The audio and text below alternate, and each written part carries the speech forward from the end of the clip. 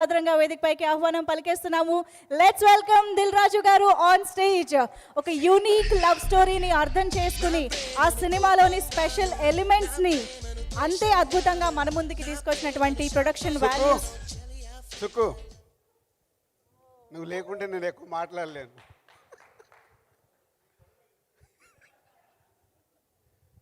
మన గొడవలు, మన ప్రేమలు, మన విజయాలు అన్నీ మాట్లాడుకోవాలి.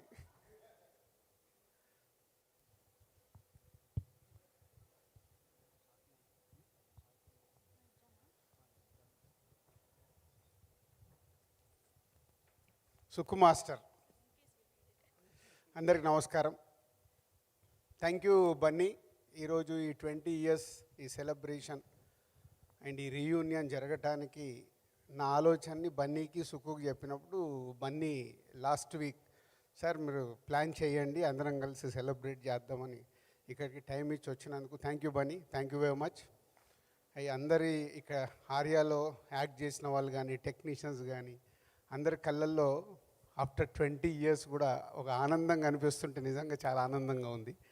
అంటే బన్నీ నేను సుక్కు కలిసినప్పుడు చాలాసార్లు మాట్లాడుకునే విషయం అంటే ఈరోజు ఈ ఈవెంట్లో అందరూ సక్సెస్ఫుల్గా టాప్ పొజిషన్లో ఉన్న బన్నీ, సుక్కు, నేను, దేవి, రత్నవేల్ గారు, శంకర్ గారు ఇలా చెప్పుకుంటూ పోతే సుబ్బరాజు అందరూ అంటే ఒక సినిమాతో ఇంత మ్యాజిక్ జరగడం అనేది నాకు తెలిసి తెలుగు సినిమా ఇండస్ట్రీలో కాదు, ఇండియన్ ఫిలిం ఇండస్ట్రీలో this a special film. After 20 years అందరము సక్సెస్ఫుల్గా ఇలా ఉండడం అనేది నిజంగా చాలా గ్రేట్ మూమెంట్. సో ఇంత గ్రేట్ మూమెంట్కి కారణమైన సుకుమార్, నీ గురించి చాలా రాసుకున్నాను మాట్లాడాలని తెలుసా. ఫ్లైట్లో జర్నీ చేస్తూ ఆర్యాని మొత్తం నువ్వు కలిసినప్పటి నుంచి రివ్యూ చేసుకుంటూ ఎన్ని రాసుకున్నాను. ఈ టైం నిజంగా అంటే హైదరాబాద్లో ఇంత సమ్మర్లో ఇలాంటి వర్షం పడి మన సక్సెస్ సెలబ్రేషన్ వానదేవుడు కూడా చేసినట్టు అనిపించింది నాకు. అంటే ఇందాక అడిగాను, ఇంతకుముందు ఎప్పుడన్నా ఎక్కడన్నా ఇండస్ట్రీలో ఇలాంటిది ఈవెంట్ జరిగిందంటే ఎక్కడ జరగలేదు సార్ అంటే everything is a special for Arya. ఆ రోజు టైటిల్ పెట్టిన దగ్గర నుంచి ఆ టైటిల్ గురించి ఎంత ఫైట్, సుక్కుతో ఎన్ని ఫైట్లు ఉన్నాయి అన్నీ ఉన్నాయి. సో మెమొరీస్ అయితే గుర్తు చేసుకోవాలి. నచికేత అంటే బాబు నచికేత. సో కథ చెప్పేటప్పుడు అందరికీ నచికేత అని చెప్పేవాడు. దిల్ జరిగేటప్పుడు ఆర్యతో సుకుమార్ దిల్ సినిమాకి రైటర్గా రావడం, సుక్కుతో పాటు వేమ, వాసు వీళ్ళందరూ టీమ్గా నాతో ఒక జర్నీ స్టార్ట్ అవ్వడం. జర్నీ స్టార్ట్ అవుతున్నప్పుడు దిల్ షూటింగ్ జరిగేటప్పుడు ఒక మాంటేజ్ చెప్పాడు. ఇందాక మాస్టర్ చెప్పాడు కదా, పైకి వెళ్ళి అమ్మాయి స్నానం పైన డ్యాన్స్ చేస్తుంటే ఆ వాటర్ వచ్చి కింద ఒక కుర్రాడు పైన పడుతుంటే నన్ను చెప్పని మళ్ళీ సరే చెప్పలా నువ్వు చెప్పి అంటే పైన ఒక అమ్మాయి పైన వర్షం పడుతుంటుంది, ఒక దాబా పైన, ఇప్పుడు దాబాలు ఉంటాయి కదా, దాబా పైన వర్షం పడుతుంటే వర్షం డాన్స్ అంటే ఊరికే ఆడుకుంటూ ఉంటుంది. అప్పుడన్నీ కొంచెం హైపోతికల్ ఉండేవి కదా మూమెంట్స్ అన్నీ. అమ్మాయి డాన్స్ చేస్తూ ఉంటుంది, చేస్తుంటే వాటర్ అంతా వచ్చి ఒక పైప్ పైన డాబాలో వాటర్ అంతా ఒక పైప్ కింద పడుతుంటుంది కదా, ఆ పైప్ కింద వాటర్ని ఫీల్ అవుతూ హీరో ఉంటాడు అనమాట. ఇది చెప్పిన మాంటేజ్. ఈ మాంటేజ్ చెప్పిన వెంటనే ఆయన నువ్వు డైరెక్షన్ చేస్తున్నావు నా బ్యానర్ అన్నారు. అంటే అంత ఫస్ట్ సినిమా నాకు దిల్ జరుగుతుంది, ఇంకా అది రిలీజ్ కావాలి, అసలు నా పరిస్థితి ఏంటో నాకు తెలియదు. బట్ ఎంత కాన్ఫిడెన్స్ అంటే ఆ మాంటేజ్ భలే ఉంది సుక్కు, అసలు మామూలుగా లేదు అని. ఒక జర్నీ అంటే నాకు అందరు అసిస్టెంట్ డైరెక్టర్లతో వీళ్ళందరితో ప్రొడ్యూసరు అసిస్టెంట్ డైరెక్టర్ రిలేషన్ కంటే ఎక్కువ క్లోజ్ అసోసియేట్ అయ్యేది మా అందరికీ. అలా జర్నీ స్టార్ట్ అయింది. దాని తర్వాత సుకుమార్ అన్నపూర్ణ 7 Acresలో దిల్ సాంగ్ జరుగుతుంది సార్, నేను కథ చెప్పాలి అన్నాడు. అంటే కొంచెం మాయ చేశాను యాక్చువల్గా. మధ్యాహ్నం రెస్టారెంట్లో నిద్రపోయేవారు, ఈయన డోర్ ఓపెన్ చేస్తే నేను మెలుగు ఉండేవాడిని కావాలని. సో పక్కన నా సిన్సియారిటీ గుర్తించాలి అని. అప్పుడు నిద్ర పట్టేది కాదనుకోండి. అంటే అలా ఆఫీస్కి వెళ్ళాక ఈ కథ వినడం జరిగింది. ఫస్ట్ హాఫ్ అసలు వినగానే ఇందాక దేవి చెప్పినట్టు ఒక మ్యాజిక్ ఏంటి ఏంటి ఏంటి అని అలా జర్నీ స్టార్ట్ అయ్యి కథని జర్నీ చేస్తూ దిల్ కంప్లీట్ చేశాం. దిల్ కంప్లీట్ అయిన తర్వాత దిల్ రిలీజ్ రోజు ముందు చెప్పా, దిల్ హిట్ అయిందనుకో నేను ప్రొడ్యూసర్గా నిలబడతా, అప్పుడు నీకు అవకాశం ఇస్తా. సో మార్నింగ్ షో అయ్యి సంధ్యా థియేటర్కి వెళ్ళి బయటకు వస్తుంటే ఊరి నుంచి ఫోన్ చేశాడు సుక్కు, సార్ ఏంటి అని, సూపర్ హిట్, ఇప్పుడు నువ్వు బస్ ఎక్కి రావచ్చు. అంటే మాకు అలాంటి కాన్వర్సేషన్. చాలా వచ్చేసాడు. ఇక అక్కడి నుంచి జర్నీలో రవితేజకి కథ చెప్పాం. రవి బాగుంది సార్ అంటే ఊరికి ఆప్ చేస్తున్నా, గుర్తుంచుకోండి ఏం చెప్పబోతున్నారు, గుర్తుంటుంది కదా. ఓకే, అంటే నేను ఎంత సిన్సియర్ ఫ్రాంక్గా చెప్పాలంటే సినిమా చేస్తానని చెప్పారు కానీ చేస్తారు అనుకోలే, నేను ఊరికే ప్రామిస్ చేస్తారు అనుకుని. కానీ సినిమా హిట్ అయింది, వెంటనే ఫోన్ చేసి నువ్వు రా సినిమా చేద్దు కానీ 2 o'clock మా థియేటర్కి వెళ్ళి ఇలా బయటకు వచ్చే సుక్కు ఫోన్ వచ్చింది. అందరు అప్రిషియేట్ చేస్తున్నారు దిల్ గురించి. అంటే ఆ నమ్మకం చెయ్యాలి, ఒక చాలా కొత్తగా చేశాడు. అలా జర్నీ స్టార్ట్ అయింది. రవిని కలిసాము, ఒకరోజు ప్రభాస్ దగ్గరికి వెళ్ళాము. ప్రభాస్ తర్వాత సో ప్రభాస్ కూడా అప్పటికే 2 సినిమాలు చేస్తున్నాడు. ఈ జర్నీలో Dil cinema preview show Tarun ఎవరో చూస్తామనంటే ప్రసాద్ ల్యాబ్లో షో వేసాము. సో మేమిద్దరం అక్కడ చెట్టు కింద నిలబడుతుంటే ప్రభాస్కి షో వేసాము. ఎవరికి? తరుణ్కి తరుణ్ అంటే వీళ్ళందరూ వచ్చారు. సో అలా మేము ఆ చీకట్లో చెట్టు కింద ఇవే దీని గురించే. సో దిల్ హిట్ అయింది, ఇప్పుడు ఆర్యాన్ కాదు ఈ సినిమా చేయాలి, దిల్ హిట్ అయింది ఈ సినిమా చేయాలి ఎలా. సో అట్లా ఒక స్కార్పియో అలా ముందుకు వెళ్ళిపోయి ఆగి టింగ్ టింగ్ టింగ్ టింగ్ ఒక బాడీ లాంగ్వేజ్ వస్తుంది. ఇద్దరం అక్కడ నిలబడుతుంటే దగ్గరకు వస్తే బన్నీ. సో అప్పుడు బన్నీ అప్పటి అలా ఉండదంటే ఫ్రేమ్లో ఎంటర్ అయితే డార్లింగ్ అని అరిచేసేవాడు. ఆ ఫ్రేమ్ అవుట్ అయిన తర్వాత కూడా ఆ డార్లింగ్ వినిపిస్తూ ఉండేది. ఎందుకంటే అరుస్తూనే ఉండేవాడు అన్నమాట ఎక్కడి వరకు, అంత ఎనర్జీ అప్పట్లో. అంటే ఇట్స్ గ్రేట్ మూమెంట్స్. అలా రాగానే సుక్కునే అరే బాడీ లాంగ్వేజ్ అంతేంది, నీ క్యారెక్టర్ లాగా ఉందని బన్నీ లోపలికి వెళ్ళిపోయాడు. నేను చెప్పొద్దు, నిజం మాట్లాడుకుందాం. నిజమే, నిజం కాదు, నిజాలు మాట్లాడుతాం నిజాలే. ఓకేనా? అసలు ఇంకా నేను చూసి అప్పుడు హీరో పేరు నచికేత్ అనమాట, దానికి ఒక కథ ఉంది నచికేత్ అని పేరు పెట్టడానికి. నేను వెతుకుంటే చూస్తే నేను ప్రభాస్ దగ్గరికి వెళ్ళినప్పుడు చెప్పాను ఫ్రెండ్గా, ప్రభాస్ రాజుగారు నీ కథ చెప్పన్నారు కానీ ఎందుకు నీకు కరెక్ట్ కాదనిపిస్తుంది అని. అప్పట్లో మాకు అవన్నీ తెలుసు, కథ ఉంది, హీరో కావాలి అని. సరే విందామంటే నేను విన్న తర్వాత కూడా అవును కరెక్ట్ మీరు చెప్పింది, నేను కరెక్ట్ కాదు. సో నేను I'm such of my hero, actually I'm such of my energy. నేను ఏం ఫీల్ అవుతున్నాను అనేది అది కొంచెం వేరేలా ఉండొచ్చు. కానీ ఎప్పుడైతే బన్నీ దిగి అరుస్తూ కేకలు పెడుతున్నాడో, నేను చెట్టు దగ్గర ఉండి ప్రకాష్ వేమ, అప్పుడు మేము ముగ్గురం స్క్రిప్ట్ చేసింది. సో ప్రకాష్ అన్నాడు, అరే మన నచికేతరా అన్న, చూడాలన్నాడు మన నచికేతరా అంటే ఏం మాట్లాడుతున్నావు నువ్వు అన్నారు ఈయన. నిజం అది. ఓకే 20 ఏళ్ళ క్రితం 21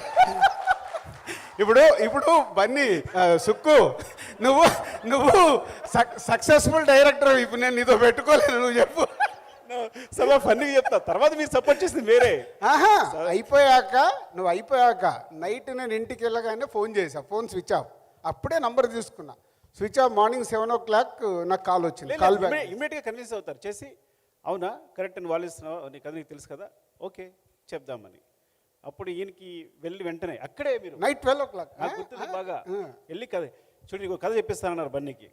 కథ చెప్పిస్తానంటే నేను పక్కనే ఉన్నా, నీకు మంచి కథ చెప్పిస్తావు బన్నీ, చాలా బాగుంది చేద్దుగానంటే బన్నీ ఏమన్నాడు తెలుసా, సార్ ఇప్పటికి 71 కథలు విన్నాను, ఇంకా 72సారి అంటే గుండె 72 సార్లు కొట్టుకుంటుందంట ఒక నిమిషానికి, నా గుండె ఆగిపోతుంది సార్, అలా ఉంది సిచ్యువేషన్ అంటే. నేను వెంటనే నేను కంగారు పడిపోయి ఇతనే కథ చెప్పేదన్నా, అంటే కంగారు పడుకొని నీ గుండె నేను కాపాడుతాను. సో నైట్కి చేస్తే ఫోన్ స్విచ్ ఆఫ్. అప్పుడు ఆ రోజుల్లో అందరు ఇంటికి వెళ్ళిన తర్వాత ఫోన్లు ఆఫ్ చేసుకున్నారు. బట్ ఒక అలర్ట్ వచ్చేది. Next day morning Bunny on చేయగానే అలర్ట్ వచ్చినట్టుంది. 7 o'clock నాకు కాల్ వచ్చింది, అదే ట్రై చేసినట్టున్నారు, అదే నైట్ మాట్లాడాం కదా అది కథ వినాలని. ఇమీడియట్లీ అదే రోజు 2 హాఫ్లు, first half morning session, second half break lunch తర్వాత 2 సార్లు వినేసి అక్కడి నుంచి మా జర్నీ మొదలైంది. ఇక వెనకాల బన్నీ ఉన్నాడంటే వెనకాల అరవింద్ గారు రావాలి కదా. మార్నింగ్ సెషన్ అయిన వెంటనే ఫస్ట్ హాఫ్ అయిన వెంటనే తను సూపర్ గంతరేసేసి తను కార్లో డ్రాప్ చేశాడు నన్ను, ఆఫీస్కి కార్లో డ్రాప్ చేసి వెళ్ళాడు. డ్రాప్ చేశాడు ఇక్కడే, ఇది మన ఆఫీసు సాగర్ సొసైటీలో. అక్కడి నుంచి బన్నీకి నచ్చింది, బాగుంది. బట్ అరవింద్ గారు ఎంటర్ అయ్యారు. సో ఆల్రెడీ చెప్పేసా, ఒక సెషన్ అయింది కానీ బాగుంది ఇది, సార్ ఓకే సార్ చేసుకొని వస్తాం, వెళ్ళాలి. ఏం చెప్పారు, మళ్ళీ రాసుకోవాలి. 2వ సెషన్ అయింది. ఇక సుక్కు ఆల్రెడీ ఆ కథని లోపల పెట్టేసుకొని తను ఏదైతే రాసుకున్నాడో ఎప్పుడు చెప్పించినా అదే ఫ్లో వస్తుంది. సో థర్డ్ టైం అయిపోయి బయటకు వచ్చిన తర్వాత గీతా ఆర్ట్స్ ఆఫీస్ ముందు ఇట్లా కారు వచ్చి ఎక్కుతూ ఇట్లా వేసేసుకుని, సార్ నా సాయంత్రం బస్ టికెట్ వేసేయండి. ఏమైందయ్యా? నా వల్ల పట్టింది. నాకు ఆగు సుక్కు, ఇప్పుడే కదా ఏదో చెప్పాడు, మనం ఏంది నమ్ముతున్నాం కదా వెళ్దామని మళ్ళీ అసలు ఏంటి ఏమైంటుందని వేమ వాసు అండ్ ప్రకాష్ సరదాగా అప్పుడు వీళ్ళందరూ. సార్ ఒక డైలాగ్ ఎంతో చెప్పాను నాకు ఉంటుంది ఏంటంటే, సార్ ఒక్క పాట 100 సార్లు చెప్పలేక లెక్చర్ జాబాలు వచ్చేసాను. ఇప్పుడు ఇక్కడ అదే చేయమన్నారు ఆయన. నేను చేసి సార్ వెళ్ళిపోతున్నాను, ఈ సినిమా అక్కర్లా, నేను జాబ్ చేసుకుంటాను, మ్యాథమెటిక్స్ చెప్పుకుంటా, దీనికి అదే బెటర్గా ఉంది, చెప్పిన పాట మళ్ళీ చెప్పొచ్చు, అయిపోయింది. నాకు అప్పుడు స్కోడా కార్ ఏదో ఉంటే వచ్చేసి ఈవినింగ్ బస్ టికెట్ వేసేయండి అంటాడు. సరే అయిపోయి మళ్ళీ జర్నీ స్టార్ట్ చేస్తే ఏదో ఒక దగ్గర కమ్యూనికేషన్ ఆగిపోయింది ఈ సినిమాకి. తర్వాత సత్యనారాయణ రెడ్డి గారి ద్వారా మళ్ళీ మాకు కమ్యూనికేట్ అవ్వడం, అరవింద్ గారు వాళ్ళ కథ ఏమైంది వాళ్ళు వెయిట్ చేస్తున్నారు. అప్పుడు కాన్ఫిడెంట్గా అనుకొని బన్నీని ఆఫీస్కి పిలిచాం. వినాయక చవితి రోజు బన్నీ ఆఫీస్కి వచ్చి కూర్చొని ఒక్కొక్క సీన్ చెప్తుంటే బన్నీ ఒక్కొక్క సీన్ రాసుకున్నాడు. అంటే మామూలు జర్నీ కాదు, వాళ్ళ 20 ఇయర్స్ తర్వాత కూడా ఈ సెలబ్రేషన్ చేస్తూ ఇక్కడ అందరం ఉన్నామనంటే ప్రతి ఒక్కరు ఈజ్ ఇన్వాల్వ్మెంట్. బన్నీ నేను హీరో అని, సుక్కు డైరెక్టర్. సినిమా మెటీరియలైజ్ చేయడం కోసం ఫ్రాంక్గా చెప్పాలంటే వీళ్ళిద్దరు కష్టపడ్డారు. ఇప్పుడు నిజాలు మాట్లాడుకోవచ్చు కాబట్టి. ఎందుకంటే సెకండ్ హాఫ్ ఇద్దరు కూర్చుని నేను ఇంకా చెప్తాను కదా, నా మైండ్ ఆఫ్ అయిపోయింది, మళ్ళీ చెప్పలేను, అలాంటి కొంచెం ఫ్రాంక్గా చెప్పాలంటే చెప్పలేకపోతున్నా. ఆ సిచ్యువేషన్లో ఇద్దరు కూర్చుని చెప్పారు అరవింద్ గారికి scene to scene. So Bunny రాసుకున్న తర్వాత మళ్ళీ అరవింద్ గారి టైం తీసుకొని వెళ్ళి ఆ బన్నీ ఇప్పుడు మేమిద్దరం కూర్చొని సీన్ టు సీన్ ఎక్స్ప్లెయిన్ చేస్తే లేచి అరవింద్ గారు షేక్ హ్యాండ్ ఇచ్చారు. అలా ఈ సినిమా మొదలవ్వటానికి సో టీమ్గా ఒక ఎఫర్ట్స్ పెట్టి జరిగింది. అక్కడి నుంచి మా ఇద్దరికి చాలా గొడవలు ఉన్నాయనుకో. గొడవలు అంటే ఫ్రెండ్లీ గొడవలు, ఎప్పుడు వేరే లాంటివి కాదు. ఒక్కసారి 3 రోజులు మాట్లాడుకోకుండా ఉన్నాం. అయినా మళ్ళీ నేనే రూమ్కి వెళ్ళిపోయా. సరదాగా చెప్పొచ్చు, నేను టైం లేదు, ఆల్రెడీ 11 అవుతుంది, మాట్లాడట్లేదు. సో వెళ్ళిపోయి వైజాగ్లో ఏంటి బాబు నీ ప్రాబ్లం అని చెప్పు, నువ్వు సినిమా గురించే ఆలోచించేది, నేను సినిమా గురించే ఫర్ వర్క్. గొడవలు ఉండేవి. పొద్దున నేనేమో మొహం తిప్పులు ఇలా ఉండేవాడిని, కూర్చుంటే ఇద్దరం కలిసారంటే ఎక్కడికి వెళ్ళి ఒకే రూమ్లో ఉండేవాళ్ళం, వేరే లాగించుకోవద్దు. నో అంటే ఎకానమీ ఇప్పుడు ఒకే బెడ్ మీద అప్కమింగ్ అప్పుడే స్టార్ట్ అయ్యాము. ఎకానమీ ఒక రూమ్ కంటే అమ్మ మళ్ళీ 1000 రూపాయలు ఎక్కువ అవుతాయి ఎందుకు కలిసి ప్రేమతో అనుకున్నాను. ప్రొడ్యూసర్ ఏం ఆలోచిస్తాడు, ప్రొడ్యూసర్ ఆలోచించేది అప్పుడు ఎకానమీ. చాలా జర్నీ ఎన్నో అద్భుతమైన మూమెంట్స్. ఇందాక దేవి చెప్పినట్టు ఒక్కొక్క పాకించేవారు, రా నువ్వు ఏంటి, నేను ప్రాబ్లం ఏంటి, ఓకేనా అని తను వచ్చేసి మళ్ళీ అంటే హీజ్ లైక్ అంటే చెప్పాలి ఎప్పటికప్పుడు ప్రతిదాన్ని సినిమాకి సంబంధించి ఏ విషయాన్నైనా ఎక్కడెక్కడ హోల్డ్ చేసుకుంటూ సినిమాని ఆర్య అనే సినిమాని తీసుకొచ్చి పెట్టారని డెఫినెట్లీ చెప్తా సార్. ఇంకా నిజాలు మాట్లాడుకుందాం, అప్పుడు ఎందుకు లేదు చెప్పండి. సో అలా ఎన్నో మూమెంట్స్తో అద్భుతంగా చేస్తూ ఈ జర్నీ చేసాం. దానికి దేవి మ్యూజిక్ కానీ, రత్నవేల్ గారి విజువల్స్ కానీ, so other technicians, every moment adding అయ్యే ఈ ఆర్య తయారైనప్పుడు. సో ఈ ఆర్య తయారవ్వటానికి Sukku it's a 100% your baby. So నువ్వు మీలో ఉన్నవన్నీ రైట్ రూట్లో రైట్ రాంగ్ అనిపిస్తే రాంగ్ అని చెప్పడం తప్పితే మేము చేసింది ఏం లేదు. ఏ సీన్ రాసినా నువ్వు రాసుకుందే, రైటు రాంగ్ చెప్పడమే. దానికి గంగోత్రి అప్పుడు బన్నీ అరవింద్ గారు రాఘవేంద్రరావు గారిని పెట్టి ఒక సెటప్కి పెట్టి హిట్ తీస్తే బన్నీ మేక్ ఓవర్ అవ్వడం ఈ సినిమా కోసం. ఇందాక శివబాల చెప్తూ నాకు గుర్తుంది, అల్లురామలింగే గారు అక్కడ అన్నపూర్ణలో స్టేట్కి ఒక పెద్దది ఆ రన్నింగ్ది స్టిల్ పెట్టినప్పుడు రామలింగే గారు అక్కడ కూర్చొని అలాగే చాలాసేపు చూస్తున్నాడు. ఆ రోజు అనిపించింది నాకు, అంటే తాత ఇండస్ట్రీలో ఇంత పెద్ద ఆర్టిస్ట్ అయినా, ఫాదర్ అంత పెద్ద ప్రొడ్యూసర్ అయినా, తాత బన్నీ సైడ్ చూసుకుంటుండే, ఆహా ఏదో ఒక రోజు బన్నీ వేలుతాడు అని. అది ఈరోజు నిజంగా అంటే అది ఎఫర్ట్స్. బన్నీ ఈరోజు ఈ స్థాయిలో ఉండటానికి మాది ఆల్మోస్ట్ బ్రదర్స్ జర్నీ అయిపోయింది.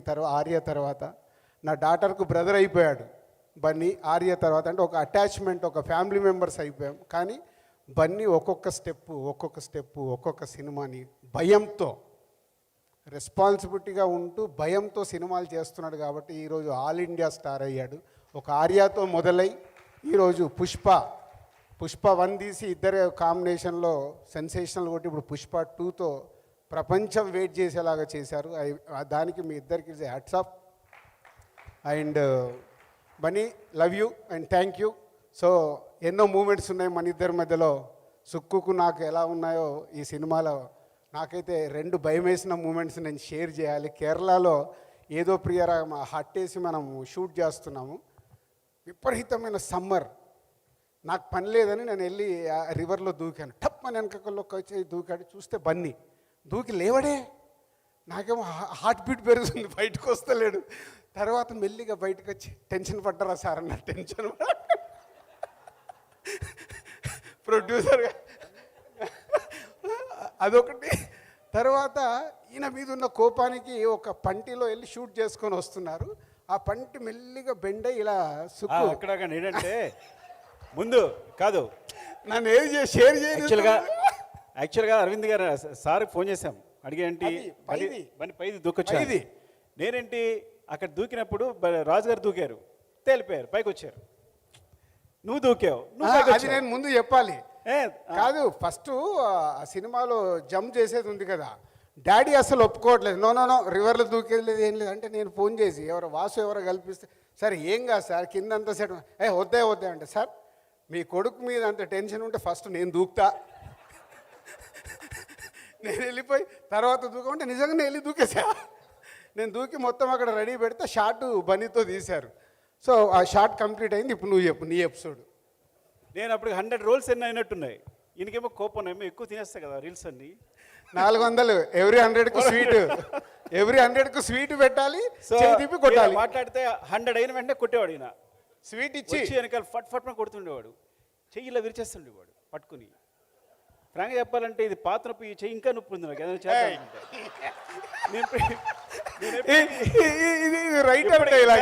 సార్ ఇప్పటికీ పుషప్స్ చేయలేను నేను ఈ వ్యక్తి వల్ల. సో సో సో నేను అనుకున్నాను రాజుగారు దూకారు, బయటకు వచ్చారు.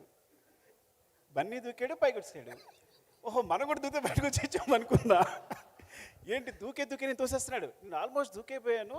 ఎవరు ఆప్ చేస్తారు, నువ్వే ఆప్ చేసినట్టున్నావు. తనకి ఈత రాదేమో సంథింగ్ అని. నేను రాకపోయినంటే దూకితే పైకి వస్తాం అనుకుంటున్నా. అప్పుడే పోయిండేవాడు, లేదంటే ఈ వ్యక్తి తోసిండేవాడు కొంచెం ఉంటే నన్ను. సో అలా అప్పుడు ఆ ఎపిసోడ్ అయిపోయిన తర్వాత పంటిలో వెళ్ళి షూట్ చేసుకొని వస్తున్నారు. మేము అందరం అటు ఏదో ప్రియారాగా మౌంటేజెస్ తీస్తున్నారు, బయట ఉన్నాను. సడన్గా పంటిలో బెండ్ అవుతుంటే మెల్లిగా సుక్కు ఆ పంటి మీద ఉన్నారా? నేను లేను, నేను బయట ఉన్నా. మెల్లిగా పడిపోతుంది. నేను ఇక్కడికి వెళ్ళి చూస్తున్నా, పడిపోయింది. మెల్లిగా బన్నీ హ్యాండ్ ఇచ్చి తీసుకొచ్చాడు. బయటకు వచ్చాడు. ఎందుకు బన్నీ తీసుకొచ్చావు?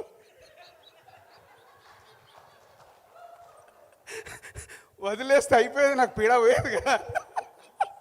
అంటే వాళ్ళిద్దరు ఈ సినిమా హిట్ అవుతే ప్రామిస్ చేయించుకున్నారు. బన్నీ ఫామ్ చేస్తున్నాడు, నాది 7 సినిమాలు చేయాలి నువ్వు బయటికి రాగానే.